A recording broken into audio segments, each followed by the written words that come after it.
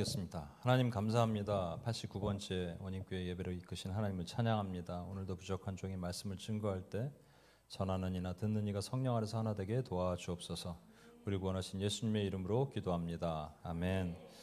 오늘 말씀에 있는 내용은 우리가 산상수훈이라고 얘기합니다. 산 위에서 예수님이 설교하셨다. 그래서 산상수훈이고요. 마태복음 5장부터 시작해서 7장까지가 산상수훈입니다. 저는 개인적으로 마태복음 5장을 아주 좋아하는데, 왜냐하면 초등학교 때 성경 암송대회가 있었어요. 마태복음 5장을 외워야 됩니다. 초등학교 한 3, 4학년 됐을걸요? 시우야 몇 학년이 너? 2학년, 1년 남았다 넌. 3, 4학년 때 제가 마태복음 5장을 다 외워서 상을 받았습니다. 지금은 다 까먹었어요. 그러니까 어렸을 때 이렇게 암송시키는 게 되게 중요하더라고요. 그러니까 그때 막 암송하면은 옛날 생각이 막 나는 거예요. 또 지금까지 89번째가 되도록 제가 시리즈로 강해 설교한 적이 없는데, 오늘부터 마태복음 5, 6, 7 상반기 상 위쪽까지 이제 강해 설교를 하도록 할 예정입니다. 지난주에 역사적인 4인 졸음 사건이 있었습니다. 이거 모르죠? 네. 4명, 이 많은 사람 중에 4명이 졸았어요. 그래서 저는 충격을 받았습니다. 그리고 집에 가서 곰곰이 회개도 하고, 왜냐하면 제가 알던 어떤 목사님이 그렇게 얘기하셨거든요. 성도가 조는 것은 목회자의 잘못이다. 얼마나 재미없으면 자겠냐는 거죠. 아이들은 그럴 수 있어요. 왜냐하면 그래도 영화 같은 거 보다가 졸다가도 클라이막스 너무 재밌는 부분은 졸지 못하거든요. 근데 제가 초반부터 좋은 게 아니고요. 후반부의 클라이막스의 얘기를 하는데 조시더라고요. 그래서 이거 충격이다 그랬습니다. 왜 우리가 설교에 집중하지 못할까? 2가지 이유입니다. 첫 번째는 다 아는 얘기를 해서. 다 알아요. 그거 너무 많이 들었어요. 그러니까 본인들의 입장에 생각했을 때 그거 굳이 여기 설교를 여기까지 와서 들어야 되나? 집에서 성경 보면 되잖아요. 근데 2번째는 뭐냐면 너무 어려운 얘기를 해서, 뭐 철학적인 얘기, 헬라어, 히브리어 섞어가면서 이게 뭔 얘기인지 알아듣지 못할 얘기를. 우리 뉴젠 아이들은 왜 힘들까요? 2번째 얘기죠. 그렇죠? 네, 2번째. 그래서 어렵든지 쉽든지 너무 그래서 그런 거예요. 그런가 하면은 또 외부적인 요인도 있습니다. 내면적인 그런 어려움이 있지만 외부적으로 성경은 분명히 뭐라고 말씀하시냐면, 예수님이 비유를 드시면서 씨 뿌린 4가지 밭에 씨 뿌리는 자의 비유에서 농부가 왜 땅에다가 뿌렸는지 모르겠는데 땅에다가 씨를 이렇게 뿌렸어요. 그랬더니 새가 와서 찝어 먹었다. 그게 이제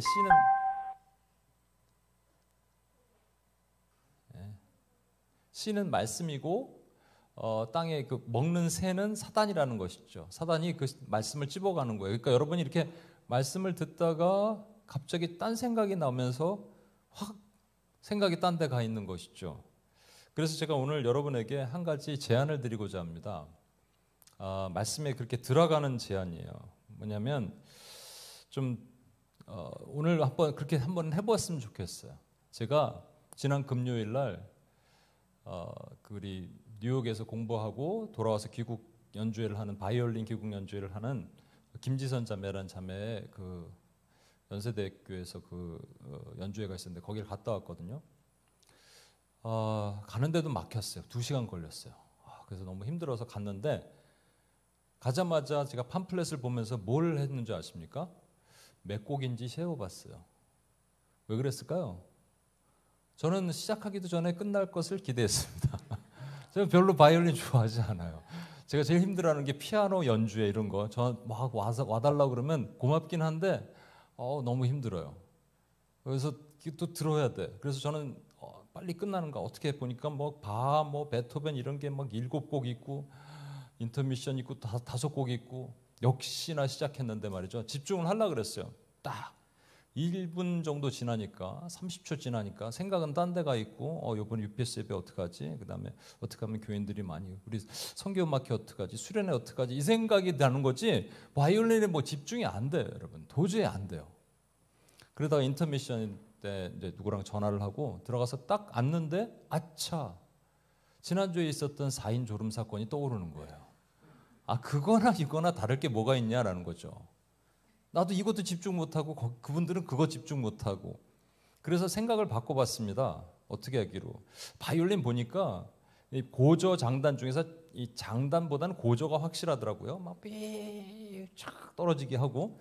그래서 제가 눈을 감고 상상하기 시작했어요. 제가 행글라이드를 타고 산 이렇게 산맥과 계곡이 있는 데를 제가 나는 거예요.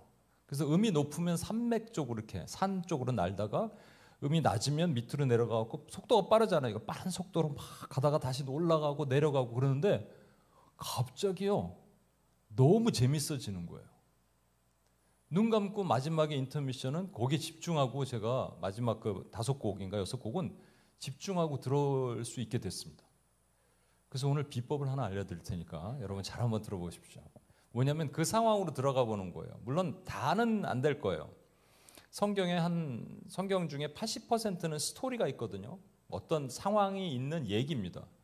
나머지는 이제 강론 이런 게 있지만 그래서 80%가 스토리니까 예수님이 예를 들어서 무리를 걸으셨다 그러면 제가 이렇게 설교를 하면 여러분이 눈을 감으셔도 되고요. 그거 상상해 보는 거예요. 직접 들어가 보는 거죠. 또 예수님이 오병이어의 기적에 5천 명을 먹이실 때 그 눈을 감고 들어가 보니까 막 5천 명의 무리들이 여기 떡 좀 주세요. 여기 고기 좀 주세요. 이렇게 하는 사람들이 있는 그 모습을 상상해 보는 거예요. 오늘은 산상수훈이니까 예수님이 산 꼭대기에 올라가서 설교하실 때 별로 상상할 건 없어요, 사실. 그래도 예수님이 설교하시는 그 모습, 그 온화한 눈, 그 목소리, 위험 있는 목소리, 근엄한 그 태도, 예수님이 잘생기셨을까요? 잘생기셨을 것 같아요. 근데 안타깝게 성경에는 예수님 못생기셨대. 그래서 목사님에게 위로가 돼요. 왜냐하면 볼품이 없다요. 우리 영화 같은 거 보면 예수님 멋있게 금발로 이렇게 컬 있게 이렇게 나오잖아요. 그게 아니래요 원래는. 원래 고슬머리에 까무잡잡하고 어떤 그 BBC 영화 보니까요 예수님을 또 이렇게 너무 인중에 얼굴이 이렇게 모인 얼굴로 어떻게 그런 얼굴로 선택했는지. 근데 그게 맞는 거죠. 그런데 그분의 모습 하나하나가 너무 감동스러운 거예요. 그래서 그 옆에서 그 설교를 듣는 것처럼 우리가 가보는 거죠. 제가 이렇게 말씀드렸으니까 오늘은 부디 오늘 본문 말씀 죄송합니다. 이게 왜 먼저 나오죠? 이렇게 나와야겠구나. 제가 오늘 본문 말씀 보면 1절에 예수께서 무리를 보시고 산에 올라가 앉으시니 제자들이 나옵니다. 여기 중요한 게 우리가 이렇게 성경을 쓱 지나갈 수 있는데 쓱 지나가면 안 되는 엄청난 게 있어요. 무리를 보시고는 땅 밑에서 무리를 보셨어요. 그리고 산으로 올라갔는데 제자들이 쫓아왔으니까 산꼭대기에서 설교하실 때 제자들이 나온지라 이거 아니겠습니까? 예수님 주변에는 세 종류의 사람들이 있었습니다. 무리들, 그러니까 많은 사람들, 혜택 보는 사람들. 예수님이 병도 고쳐주셔서 떡도 주셔 그렇게 혜택 보는 사람들을 무리들이라고 얘기합니다. 그냥 쫓아다니는 사람들, 청중들. 그런가 하면 제자들이 있었어요. 늘 예수님 옆에 있는 사람들. 그리고 대적자들도 있었습니다. 여기 보면은 무리와 제자들이 함께 나오죠. 근데 무리는 어디 있어요? 땅에, 지상에. 근데 제자들은 예수님 산으로 올라가니까 무리들이 아우 힘들어 그러면서 떨어져 나가는데 제자들은 올라온 거예요. 그러니까 오늘 말씀은 누구에게 하신 말씀이에요? 제자들에게만 하신 말씀이에요. 여러분은 제자십니까? 예, 졸음이랑 상관없이 제자십니까? 예. 입을 열어 가르쳐 이르시되 하고 말씀하기 시작하십니다. 그 3절 보시면 같이 한번 읽어볼까요? 3절 시작. 심령이 가난한 자는 복이 있나니 천국이 그들의 것이미요. 예. 그런데 여기 여러분 병행구절에 보면 마가복음에 보면 이제 가난한 자는 복이 있나니 그랬거든요. 그러니까 이걸 보고 이제 많은 분들이 이거는 가난한 사람들에게 하신 말씀이다. 그래서 천국에 가면 실제 가난한 사람들이 훨씬 많다. 부자들이 없다는 거죠, 천국에. 저는 감사한데 여러분 중에 약간 돈이 있는 분들은 걸리는 분들도 있을 거예요. 저는 괜찮아요. 저는 가난하니까, 가난한 목사니까. 과연 그런 얘기일까? 이제 그 근거로 예수님 주변에 늘 가난한 사람들이 있었다는 얘기죠. 뭐 그게 맞긴 해요. 근데 팩트 체크 요즘 많이 하죠. 팩트 체크를 해볼게요. 예수님 주변에 가난한 사람들이 많았어요. 그 이유는 뭐냐면 그 당시가 다 가난했기 때문이에요. 문맹률이 98%고요. 95% 이상은 가난했습니다. 그래서 어떤 신학자는 굳이 나누자면 아주 가난, 찢어지게 가난만 있었다는 거예요. 전부 가난입니다. 그러니까 예수님 주변에는 가난한 사람들만 있었죠. 또 그런 것만은 아니에요. 니고데모라는 어떤 그 당시에 이제 리더가 있었거든요. 그 사람 부자예요. 근데 예수님과 함께 있었고요. 또 마태, 세리 이런 사람들은 부자예요. 그런데 예수님과 함께 있었고, 회당장, 오늘날로 말하면 성전 지키는 사람, 회당장 야이로도 예수님과 함께 있었어요. 그러니까 부자들도 있었어요. 그러니까 반드시 저거는 가난한 자가 복이 있어서 가난한 자는 천국 간다 이런 얘기가 아닙니다. 그렇다면 심령이 가난한 자는 복이 있나니 이 뜻이 무엇일까? 이게 잘 모르겠으면요, 반대말을 보면 알아요. 심령이 가난한 자의 반대말은 심령이 부유한 자. 심령이 부유한 자는 안 됐나니 지옥이 그들의 것이며, 이런 말입니다. 어우, 충격적이죠? 예수님께 한 부자 청년이 옵니다. 그래서 예수님께 이렇게 물어봐요. 어떻게 하면 천국 갈 수 있습니까? 그랬더니 예수님께서 이렇게 말씀하십니다. 너 부자지? 예. 넌 천국 못 가. 이렇게 하셔야 되잖아요. 요 기준으로는. 근데 그렇게 안 하셨다는 얘기예요. 그걸 뭐라고 부르셨냐면 10계명 중에 이제 하나님에 대한 계명이 1부터 4계명이 있고요. 인간에 대한 계명이 5부터 10계명이 있습니다. 인간에 대한 계명, 살인하지 말라, 간음하지 말라, 도둑질하지 말라, 형제에게 거짓 증거하지 말라, 이런 것들. 이런 걸 지켜. 그럼 너 천국 갈 거야. 그러셨어요. 그랬더니 이 청년이 아주 자신 있게 저 어렸을 때부터 그거 다 지켰어요. 이렇게 얘기합니다. 그랬더니 주님이 뭐라고 하시냐면, 그래, 그러면 이번에는 네 재물을 다 팔아서 가난한 사람들에게 나눠주고 나를 따라오. 그랬더니 그때부터 근심하는 거예요. 왜냐하면 재물이 많거든. 근심해서 슬퍼하면서 돌아가더라. 그것을 보면서 부자가 천국 가기 어렵다 이렇게 말씀하신 거거든요. 여기서 우리 두 가지 질문을 하게 됩니다. 첫 번째로는 예수님은 그 청년에게 답을 주셨는데, 인간에 대한 계명, 살인하지 말라, 도둑질하지 말라, 간음하지 말라, 이 인간에 대한 계명을 잘 지키면 천국 갈 거야라고 하셨으면, 두 번째는 이걸 말씀하셔야죠. 그럼 이제 하나님에 대한 계명도 지켰니?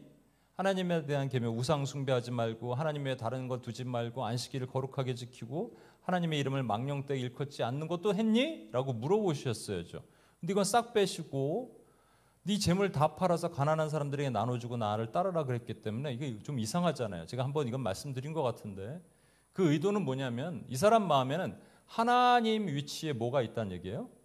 돈. 그걸 정확하게 알고 꿰뚫어 보셨어요. 두 번째 이상한 것은 이겁니다. 그 부자 청년이 슬퍼서 돌아간 이유가 뭐냐면 그가 재물이 많은 거로 슬퍼했다 그랬거든요. 근심했다 그랬거든요. 이게 이상하잖아요, 여러분. 물론 100억 가진 사람과 1000만 원 가진 사람의 차이가 있어요. 그런데 여러분, 재물을 다 팔아서 지금 영등포 광야교회 쪽방촌 노숙자한테 나눠주고 주님을 따를 수 있겠어요? 돈 많이 없죠, 여러분도. 여러분 부자 아니죠? 부자 아닌데도 하기 힘들잖아요. 그러니까 부자냐 부자 아니냐의 문제가 아니란 거예요. 그럼 이것을 어떻게 볼 수가 있느냐? 심령이 가난한 자의 본질은 뭐냐면 그 마음에 우리가 원하는 게 있거든요. 재물, 성공, 성취, 명예, 건강, 사랑, 이런 게 있어요. 제가 아까 아이들과 함께 제가 이걸 알려주려고, 그러니까 심령이 가난한 자와 그냥 가난한 자의 차이를 알려주려고 제가 돈을 출력을 했습니다. 그래서 컬러 프린터로 잘라서 이렇게 한쪽 면만 있는 거 딱 나눠줬어요. 아이들이 별로 관심이 없어요. 아이들은 그게 관심이 없고요. 근데 그 다음 게 문제였습니다. 그 전까지 제 얘기를 잘 듣고 제 얘기를 잘 듣다가 갑자기 두 번째 걸 나눠줄게 하면서 제가 설명을 하려고 포켓몬 그림, 그 다음에 공룡 그림 이런 걸 딱 나눠주는 순간 그 다음부터 집중이 다 깨지기 시작하는 거예요. 왜 그럴까? 아이들의 마음엔 뭐가 있어요? 포켓몬이 있어. 니들 마음에는. 그 포켓몬이 있으니까 누가 들어올 자리가 없어요?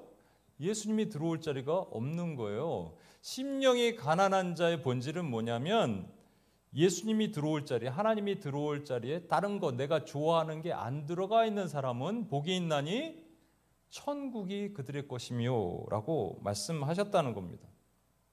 그렇다면 이런 거 있잖아요. 우리 마음에 우리 교회령 이 두 부부는 남편도 잘생겼고 아내도 미인이네요. 와, 우리 사진을 찍어서 우리 저기 전도 홍보용으로 좀 사용하도록 합시다. 너무 좋을 것 같아요. 그렇죠? 크게 이렇게 플랜카드로. 근데 우리 두 분이 연애하실 때 그렇잖아요. 우리 교회 형제가 처음 만났을 때 얼마나 좋았겠어요. 그러니까 막 집에 가는 차창에 버스 안에서도 그녀가 떠오르고 국그릇에도 그녀가 떠오르고 막 가슴에 가득 차 있죠. 그죠? 우리가 누구를 사랑하면 그렇게 항상 차 있잖아요. 그게 차 있는 것이 우리 영순 간사님 참 스토리 잘 모르시죠? 남편 되는 형제님이 동창이에요. 근데 옛날에 I love school이라고 있었습니다. 동창 찾기 사이트. 거기서 동창을 만났는데 알고 보니까 우리 남편 되는 최영균 간사님이 영순 간사님이 어렸을 때부터 짝사랑한 거야. 그러니까 미국의 삶을 접어두고 한국에서 살겠다고 왔대잖아요. 야, 오는 편에서 비행기 안에 14시간 동안 뭐 했겠어요? 그녀가 떠오르는 것이 밖에 쳐다보면. 그렇죠. 가득 찬 거예요. 가득 차. 그런데 여러분 이런 질문을 한번 또 해보게 돼요. 그래서 내 안에 뭔가 포켓몬이 있던 재물이 있던 뭐가 뭐 있던 그것을 쫙 빼고 하나님으로 채운다면 즉석에서 싹 빼고 싹 넣지는 않잖아요. 시간이 필요하지 않겠어요? 이번에 우리 민정기 내가 너무 감동받은 게요. 민정기 성도 이렇게 써 있더라고요. 와, 모르시는 분을 위해서 스토리를 말씀드리면 우리 민영순 간사님이 오랫동안 아버지를 위해서 기도했어요. 아버지 구원받게 해달라고. 그런데 살아계실 때는 이제 건강하실 때는 안 받아들이셨어요. 그리고 지난번에 왔을 때는 이제 담도암이 또 많이 진행이 됐는데도 그때까지도 안 받아들이셨다가 이제 그 의료 관계자가 그랬대요. 이 딸이 오려고 딸 얼굴 한번 딸 목소리 한번 들으려고 생명을 조금 연장시키셨다고. 근데 우리는 알죠. 그게 아니라는 거. 왜 생명을 연장시키셨을까요? 딸을 통해서 복음을 듣게 하시려고 마지막. 그래서 그 아버지 죽으면 이제 천국 가서 예수님 만났는데 그걸 믿으시면 고개를 끄덕거리세요. 그런데 고개를 끄덕거리셨대요. 와, 얼마나 감동입니까? 원래 사실 그게 안 되면 우리의 마음에 또 원망도 있어요. 실패감이라는 게 있거든요. 가장 큰 실패감이 구원에 대한 실패감이에요, 사실.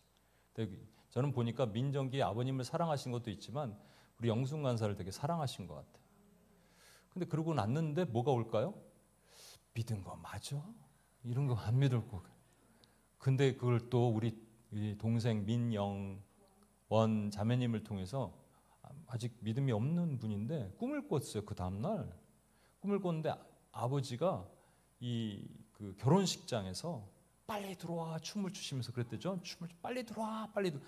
여러분 민영원 자매님 이 꿈이 개꿈 같아요. 왜냐하면 이 꿈은 성경에 나오는 꿈입니다. 성경 잘 모르시죠? 근데 이게 있어요. 뭐냐면 우리가 죽으면 주님과 함께 천국 잔치에서 주님을 웨딩 잔치를 벌인다고 돼 있거든요. 와, 엄청난 거죠. 엄청난 것을 주셨어요, 여러분. 근데 질문을 하게 됩니다. 무슨 질문이냐면 지금 제가 심령이 가난한 자는 뭐라 그래요? 내 안에 있는 포켓몬, 재물, 돈, 명예, 건강, 성공, 성취를 빼고 예수님을 넣는 게 심령이 가난한 자잖아요. 그러면 민정기 아버님은, 민정기 성도님은 언제 빼셨어요? 빼실 시간이 없었어요. 빼려면 어느 정도 시간이 필요하잖아요. 그럼 그 꿈도 잘못된 꿈인가? 복음도 잘못 전한 건가? 여기서 한 가지 생각해 볼 게 있는데 여러분 곰곰이 생각해 보십시오. 심령이 가난한 자는 복이 있나니 천국이 저희 것이며를 주님이 함부로 하시면 안 되는 말씀이었어요. 왜냐하면 죽어서 천국에 갔습니다. 우리가 주님 앞에 섰어요. 여긴 천국이에요. 다 천국 들어가고자 하죠. 천국 문을 두드려요. 그랬더니 주님이 너 왜 들어오려고 그러니? 저 심령이 가난해요. 그러면 네가? 예, 저 가난해요. 이렇게 하시면 뭔가 그러면 기준점을 만들어 주셨어야 되잖아요. 그러니까 이거죠. 심령이 가난한 자는 복이 있나니가 아니고 심령이 많이 가난한 자는 복이 있나니? 아니면 좀 더 구체적으로 심령이 80% 가난한 자는 복이 있나니? 100%는 안 되잖아요. 솔직히 우리가 어떻게 하나님을 100%로 채워요. 그러니까 20%는 포켓몬 채우고 80%는 심령이 하나님으로 채울 수 있는 자는 복이 있나니? 아니면 심령이 가난하려고 노력하는 자는 복이 있나니 천국이 저희 것이며라고 하셨어야죠. 그렇지 않으면 지금 분쟁이 생긴다니까요, 여러분. 천국에서. 아니, 말씀 듣고 왔는데 나 심령이 가난한데 뭔 소리예요? 이렇게 얘기하면 천국에서 분쟁이 생겨요, 여러분. 그런데 여러분, 여기서 알 수 있는 게 뭐냐면 주님이 이렇게 말씀하십니다. 주님의 기준에는 심령이 많이 가난하고 적게 가난하고가 중요한 게 아니고 심령이 가난하냐 안 가난하냐만 있는 거예요. 다시, 주님의 기준에는 심령이 많이 가난하냐 적게 가난하냐가 있는 게 아니라 심령이 가난하냐 안 가난하냐만 있는 겁니다. 우리는 양을 좋아해요. 그래서 양이 많으면 좋은 거고 양이 적으면 부족한 거라고 생각하지만 주님의 기준에는, 그래서 정량적인 삶을 계측하는 걸 좋아하지만 주님은 정성적인 것, 질을 보시는 거예요, 여러분. 우리는 뭐 80%만 가져도 많다, 50%는 좀 적다. 그건 누가 정했냐고요, 그 기준을. 그러니까 주님의 기준에는 이거예요. 심령이 가난한데 저는 안 가난한 것 같은데요, 도리어 주님 앞에 섰어요. 그랬더니 너 가난해, 들어와. 스스로 심령이 가난하다고 생각하는 사람 주님 앞에 섰더니 너는 못 들어와. 왜요? 너는 심령이 부유해. 누가 정하는 거예요? 우리 주님이 정하시는 거예요. 그래서 심령이 가난한 자를 전문 용어로 심가자씨라고 그러거든요. 이 심가자씨는요, 처음에 심가자면 죽을 때도 심가자예요. 처음에 심부자는, 심령이 부유한 자는 죽을 때도 심부자입니다. 그럼 우리 민정기 아버님은, 민정기 성도님은 이 땅에서 사실 아무것도 하신 게 없어요. 아무것도. 그냥 고개만 끄덕거리셨어요. 그리고 그 마음속에 있는 다른 뭐 좋은 것이 있어요. 보니까 아주 신실한 그 삶을 사셨더라고요. 그래도 본인이 좋아하신 게 있었을 거 아니에요. 돈 별로 안 좋아하시더라도 뭔가 좋아하신 게 있었을 거 아니에요. 그거를 빼내고 예수님을 넣는 시간이 필요 없었다는 얘기예요. 왜? 원래부터 심령이 가난한 분이셨어요. 근데 조금 이건 있죠. 그럼 진작에 믿으시면 좋잖아요. 근데 아니에요, 여러분. 이것도 하나님의 뜻인 거예요. 왠지 아십니까? 내 이 스토리를 이제 앞으로 혹시 내가 병원 사역을 할 때 병원 가서 얘기하잖아요. 죽기 일보 직전에 있는 분들한테 진짜요? 그러면서 그 가족들 다 믿게 될걸요? 내 아는 분이 있어요. 그러니까 이거는 하나님의 엄청난 거예요. 그리고 아마 메시지를 남기셨을 거예요. 아버님도. 누구에게? 어머니에게. 따님에게. 내가 천국 갔더니 내 이름이 심령이 가난한 자로 기록돼 있어. 그래서 당신을 봤는데 당신도 심가자야. 딸아, 영원아, 내가 네 이름을 봤는데 네 이름도 심가자야. 얼마나 좋으셨을까. 이거 지금 맞죠? 이렇게 얘기하고 계시는 거예요, 여러분. 뭘 했는데? 뭘 하지 않았는데? 여러분, 그러면 잘 보십시오. 우리가 무엇을 해서 심령이 부유했는데, 한때는 부유해서 부를 쫙 빼려고 노력을 했더니, 열심히 노력을 했더니 심령이 가난해졌더라를 가르쳐 준 게 있어요. 그걸 뭐라고 얘기하냐면 행함이라는 거예요. 제가 산을 하나 보여드리겠습니다. 아까 우리 산 보여줬죠, 우리 유젠. 두 가지 산이 있어요. 근데 왼쪽 산에 어떤 사람이 산으로 올라갔어요. 아까 그러죠, 모세가 산으로 올라갔어요. 40일 동안 배고프게, 그렇죠? 배고프다가 배고픈 다 끝에 하나님께서 이걸 주셨는데 이게 뭘로 만들었다고? 돌이라 그랬잖아요. 아까도 나무라 그러더니 지금도 나무라 그러면 어떡해? 돌이에요. 돌로 만든 계명을 주셨어요. 이 계명이 10개인데 그 밑에 부수 계명이 613가지예요. 그래서 우리 유연이가 이걸 잘 지켰어요. 끝까지 612까지를 잘 지켰어요. 근데 내가 아까 물어봤거든요. 친구한테, 유연아, 너 친구한테 야! 이렇게 한 적 있냐? 그랬더니 안 했대요. 와, 그럼 613가지 다 지켰. 근데 그렇게는 안 했는데 야는 했대요. 그럼 그게 그거야. 그래서 니네는 천국 못 가. 그러나 똑같은 산에 올라가신 게 누구라고요? 우리 주 예수 그리스도. 그리스도께서 이렇게 말씀하십니다. 율법으로는 뭔가 행해서 그것을 잘 지켜야지. 612까지 잘 지켰는데 친구한테 야 바보야 라고만 해도 못 들어가는 게 율법의 기준이라면, 또 다른 분이 산에 올라가서 가르치실 때 그것이 가르쳐 주신 게 뭐냐면 너희는 무엇을 해서 들어오는 게 아니야. 그냥 너희는 내가 봤을 때 너의 행함과 상관없이 너는 심령이 가난한 자야 라고 하신 것이 은혜고 복음이라는 겁니다. 믿으십니까? 저는 그래서 저희 어머니, 우리 영혼 자매님, 자매님 성함이 희연 자매님도 뭘 열심히 해서 믿는 게 아니고요. 하나님 마음이 있어 원래. 손바닥에 새기셔서 희연. 그래서 보실 때마다 막 즐거워서 너무 좋아하시는 거예요. 문제는 희연 자매도 좋아해야 되는데 예수님을. 그래서 아까 말한 것처럼 주님이 산 위에서 가르치실 때 그 가르침은 우리가 뭔가를 노력해서 된 것이 아니라 그냥 은혜로만 우리는 심령이 가난한 자가 이미 되었다는 거예요. 원래 우리는 심령이 가난한 자예요, 원래. 그래서 이렇게 살다가 주님이 올라와 그러면 가면 되는 겁니다. 근데 문제가 하나 있어요. 제가 여기서 끝나면 여러분 다 아는 내용이니까. 문제가 뭐냐면 심령이 가난한 자는 심령이 부유한 자가 될 수 있을까요, 없을까요? 다시 말해서 심령이 가난한 자는 시우 마음에 예수님을 가득 채운 사람이 시우가 갑자기 예수님을 빼고 이 안에 시우가 좋아하는 포켓몬과 공룡과 막 이런 걸 넣고 살 수 있을까요, 없을까요? 없어요. 그런데 사는 어른들은 있어요. 예수님으로 채워야 되는데 갑자기 자기가 좋아하는 돈, 명예, 성공, 성취, 건강, 사랑 이런 걸로 다시 채워넣는 사람들이 있다니까 어른들은. 그런다면 어떻게 될까? 지옥 가겠죠? 근데 지옥 갈 수가 없어요. 왜? 한번 심령이 가난한 자로 부르신 사람은 끝까지 심령이 가난하기 때문이에요. 그런데 삶은 어떻게 된다? 심령이 신부자의 삶을 사는 거예요. 와, 있을 수 없는 얘기예요. 제가 많은 그 설교 하시는 분들이 이 어려운 강의잖아요. 이게 사실 심령이 가난한 자란 주제가 어렵습니다. 그래서 제가 머리가 미천하기 때문에 다른 분들은 어떻게 정의 내렸느냐, 심령이 가난한 자의 정의가 무엇인가 봤더니 마틴 로이드 존스, 제가 가장 존경하는 목사님이 이렇게 정의 내렸어요. 심령이 가난하다는 것은 교만이 완전히 사라져 있고 자긍심이나 자기를 의지하는 자세가 온전히 사라져 있는 상태다. 스펄전 목사님은 심령이 가난한 자는 자신이 영적으로 곤궁하고 비궁곤하고 비참하다는 것을 깨닫고 인정하는 자들이다. 존 메가더 목사님은 심령이 가난하다는 것은 자기 충족의 반대적인 영적 가난에는 하나님이 없이는 완전한 영적 파멸만 없음을 인정하고 깊은 겸손에 있는 자들이다. 뭔 얘기인지 어려워.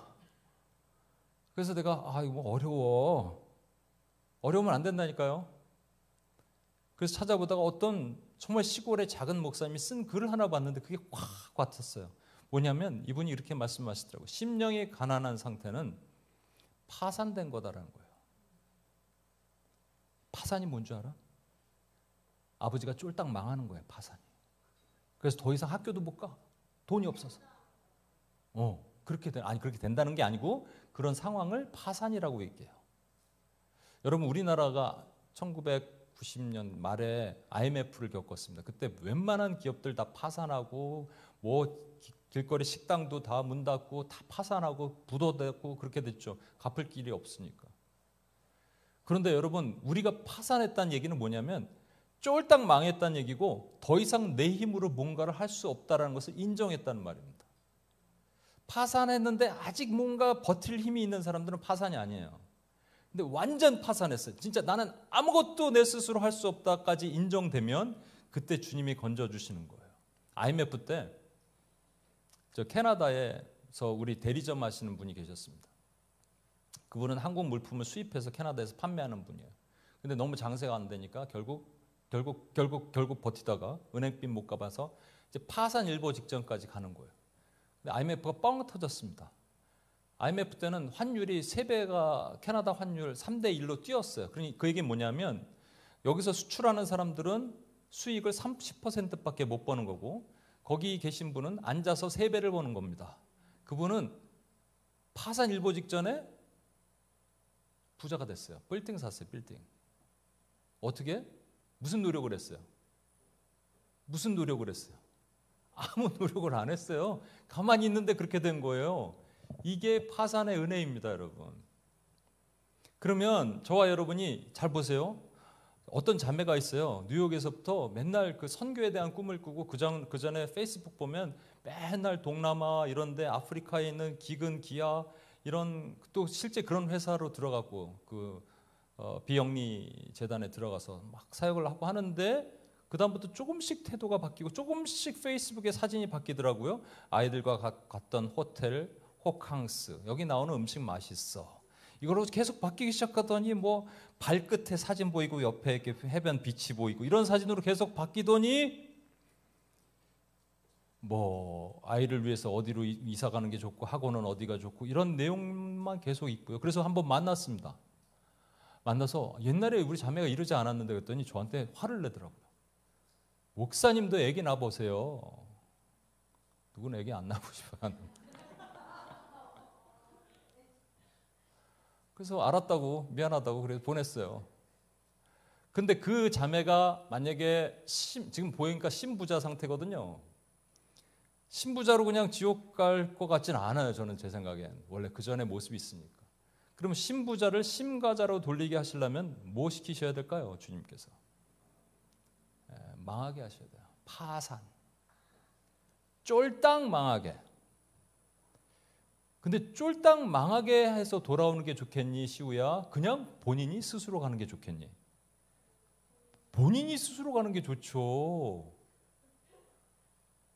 여러분, 하나님께서 아직 우리를 쫄딱 망하게 하지 않으시다면 우리가 심가자인데 나도 모르는 사이에 신부자의 삶을 살고 있는데 불안하잖아요. 그럼 다시 심가자로 빨리 돌아가시는 게 좋아요. 근데 제가 처음 믿는 우리 초신자들에게 주신 하나님의 놀라운 축복과 은혜가 뭔지 아십니까? 우리 어머니, 우리 여동생분, 우리 희연자매 죄송합니다. 희연자매도 아직 믿은 지 얼마 안 됐죠. 이런 분들한테 기도 부탁을 하는 거예요. 즉각 들어주십니다. 아주 잘 들어주세요. 그래서 기도 부탁을 하고 그런데 계속 갈까요 그게? 아니에요. 유통기한이 있어요. 왜냐하면 그때는 믿음을 성장하라고 하나님이 살아계신 걸 보여주시려고 즉각 기도 제목 응답하시는데 계속 그러면 그것 때문에 믿게 되거든요. 심부자가 되거든요. 심가자야 되거든요. 그러니까 심가자가 되기 위해서 어느 시간이 지나면서 그걸 뚝 끊으세요. 그러면 우리 마음에 어떤 마음이 생기냐? 이게 뭐야? 가 되는 거예요. 아니에요, 여러분. 저와 여러분은 심부자로 살 수 없어요. 심가자예요. 내 안에 그 사랑하는 주님으로 가득 채웠을 때 그때 오는 그 행복과 기쁨과 평안을 주님이 우리가 누리기를 원하시는 거예요. 민정기 성도님께서 저기 아버님께서 아마 두 분에게 미션을 주셨을 거예요. 야, 내가 여기 와보니까 너무 좋아. 근데 나는 당신도 우리 딸도 세상에 나가서 나의 이것을 좀 알려줬으면 좋겠어. 저도 그거 이제 병원 사역 혹시 하면 이거 나눠야겠다. 이 드라마틱한 삶은 이런 구원이 어딨나? 심가자의 드라마틱한 변화. 미션을 남기고 가신 거예요. 얼마나 축복이에요, 여러분.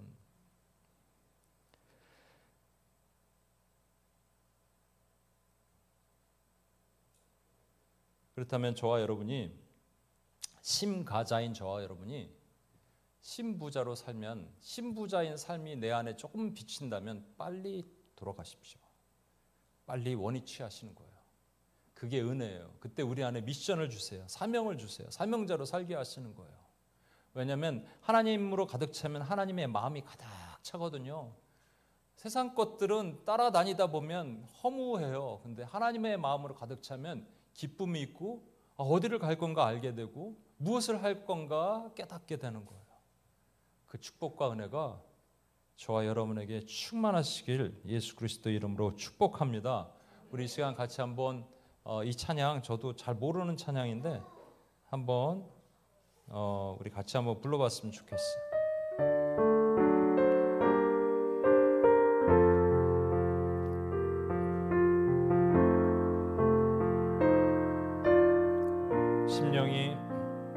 심령이 가난한 자는 천국이 저희 것이 애통하는 자는 복 있네. 위로를 받을 것이요 온유한 자 복 받겠네. 땅을 기업으로 받겠네. 의에 줄이고 목마른 자는 의에 줄이고 목마른 자는 저희 배부를 것이요 저희 배부를 것이요 긍휼히 여기는 자는 긍휼히 여기는 자는 긍휼히 여김 받겠네. 마음이 정결한 자는 하나님을 볼 것이요 화평케 하는 자는 화평케 하는 자는 하나님의 아들이라 하나님의 아들이라 일컫네. 의를 위하여 핍박받는 자 의를 위하여 핍박받는 자 천국이 저희 것이라. 내게도 주소서. 내게 복을 받기 원하네. 오 내 주여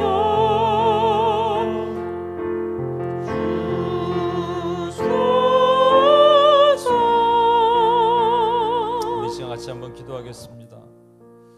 여러분, 저와 여러분이 뭔가 심령이 가난하려고 더 많이 노력하고 더 심령이 가난해지려고 내 안에 있는 거 다 뽑아내고 내가 좋아하는 거 막 이렇게 노력해서 심령이 가난한 자가 된 게 아닙니다. 그냥 하나님이 부르셨어요. 너를 심령이 가난한 자야. 왜요? 이유를 몰라요. 근데 그게 은혜라는 거예요. 나의 노력이 아니라 나의 행함이 아니라. 얼마나 놀랍습니까? 우리 저 같은 사람 왜 부르셨을까? 전 이해가 안 가요. 그 은혜를 생각할 때 가슴이 뭉클합니다. 근데 우리는 이 은혜를 맨날 망각해요. 망각하고 살아요. 나를 심령이 가난한 자다 부르셨어요. 우리 민정기 아버님을 심령이 가난한 자로 만세전에 손바닥에 새기고 부르셨어요. 그분의 사명은 돌아가실 때 그 받아들이고 그것을 전하는 사명이라고 저는 생각해요. 그러니까 우리는 하나님 헤아릴 수 없어요. 여러분. 누군 이렇고 누군 저렇고 이거 판단하는 게 아니고요. 그냥 우리를 보면 자격 없는 우리가 심령이 가난한 자로 부르셨어요. 심가자. 여러분, 이것을 감사하면서 그 은혜를 고백하면서 한번 기도했으면 좋겠습니다. 하나님, 제가 무엇인데, 제가 특별한 것도 없고 잘난 것도 없고 보잘것도 없고 똥같은 존재인데 하나님의 무슨 은혜로 이렇게 제가 심령이 가난한 자로 부르심을 받았습니까? 그걸 고백하고 주님 앞에 나갑시다. 여러분, 큰 소리로 기도 안 해도 됩니다. 그러나 입술의 고백으로 하나님 감사합니다. 하나님 감사합니다. 우리 같이 한번 기도해 볼까요? 하나님 감사합니다. 하나님 감사합니다. 예, 주여 하나님, 내 안에 아버지 그 마음이 하나님 있습니다. 하나님, 자격 없는 자를 주님이 부르시고 보잘것없는 자를 저를 부르시고 아들이라 일컬으시고 심령이 가난한 자로 불러주셨습니다. 주님, 저는 전혀 삶이 그렇지 않는데 요즘 주님이 그렇게 불러주셨습니다. 하나님 아버지, 여전히 제 삶은 그렇지 않은데 주님이 그렇게 부르셔서 하나님의 은혜로 들어갔습니다. 왜 접니까 주님? Why me? Why me? 제가 알 수 없고 헤아릴 수 없는 주님의 그냥 주님이 저를 그렇게 불러주셨고 저를 의롭다 만들어주시고 저를 착하다 불러주신 하나님의 은혜를 찬양합니다. 주님, 그것으로 족합니다. 그것으로 족합니다. 하나님 아버지, 그것으로 족하지만 하나님도 이 땅을 살면서 그렇지 못한 연약함을 하나님 바라보게 됩니다. 주님, 용서하시고 긍휼히 불쌍히 여겨 주옵소서. 우리 시우는 왜 시우일까요? 왜 시우 아빠 엄마의 아들일까요? 열심히 노력해서요? 아니요, 그냥 시우는 날 때부터 엄마 아빠의 아들이에요. 여러분과 제가 그런 것처럼. 여러분, 그럼 우리 어떻게 살아야 될까요? 이것을 감사하고 은혜로 살아야 되는데, 심가자로 살아야 되는데 살다 보니 심부자가 돼버렸어요. 우리도 모르는 사이에 내가 좋아하는 거, 명예, 성공, 비교하고 질투하고 더 채우고자 하고, 세상이 너무나 세속적이라고 하는 것을 우리도 좋아하고, 우리 눈은 그런 것을 채우기를 원하고, 그 예수님의 흔적이 지워지는 삶을 살기 시작했어요. 그게 어떻게 심가자입니까? 그 심부자예요. 그래서 남들이 부유하면 배가 아프고, 남들이 잘 되면 속상하고. 여러분, 우리는 그렇게 살 수 없어요. 만약 계속 그렇게 살면 하나님이 결단 내리셔야 돼요. 쫄딱 망하게 하시든지 파산시키시든지. 그러나 기다려 주시잖아요. 왜? 우리 스스로가 오기를 원하시는 거예요. 다시 심가자로 갑시다. 우리 심령이 가난하게 내 안에 예수님으로 채우는 그 기쁨을 한번 누려봅시다. 다시 한번 세웁시다. 우리 교회도 이렇게 작지만 제 안에 다른 것들로 채우고자 했어요. 명예, 유명해지는 거, 막 사람들이 오는 거, 이 안에 가득 이 쓰레기 같은 것으로 채우고자 했을 때 하나님이 다 거두시고 네가 나로 채우기를 원하노라 말씀하셨어요. 우리 그렇게 서게 되는 하나님이 종이 되게 해달라고 한 번 더 결단하고 기도하고 나갑시다. 하나님 아버지, 하나님, 내가 심령이 가난하다가 다시 심령이 부유해지는 모습으로 나도 모르는 사이에 주여 바뀌는 나의 연약함을 보게 됩니다. 하나님, 저는 그렇게 살 수 없는데, 그렇게 살 수 없게 하나님 만드셨는데, 나도 모르는 사이에 하나님 아버지 그런 것들로 가득 찬 모습으로 섰습니다. 주여 이 죄를 용서하시고 긍휼히 불쌍히 여겨 주옵소서. 하나님 앞에 하나님 아버지 이렇게 섰던 모든 연약함을 용서하시고 긍휼히 불쌍히 여겨 주시옵소서. 하나님 앞에 다시 서기를 원합니다. 하나님의 은혜로 서기를 원합니다. 하나님의 은혜로 서는 하나님의 종이 되게 주여 도우시고 인도해 주옵소서.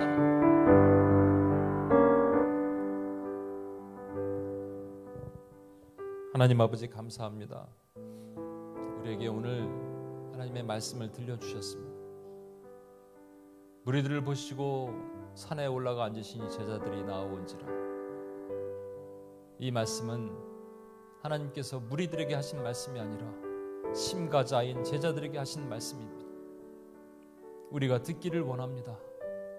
듣고 그대로 살기를 원합니다. 오늘 또 이 말씀이 처음 오신 우리 주님의 신실한 종들에게도 동일하게, 그 심가자의 심령에도 동일하게 전달됐음을 믿습니다. 우리 뉴젠 아이들에게도 동일하게 전달됐음을 믿습니다. 주님, 그렇게 하실 하나님을 찬양합니다. 그렇게 인도하실 하나님을 찬양합니다. 우리를 원하신 예수님의 이름으로 기도합니다. 아멘.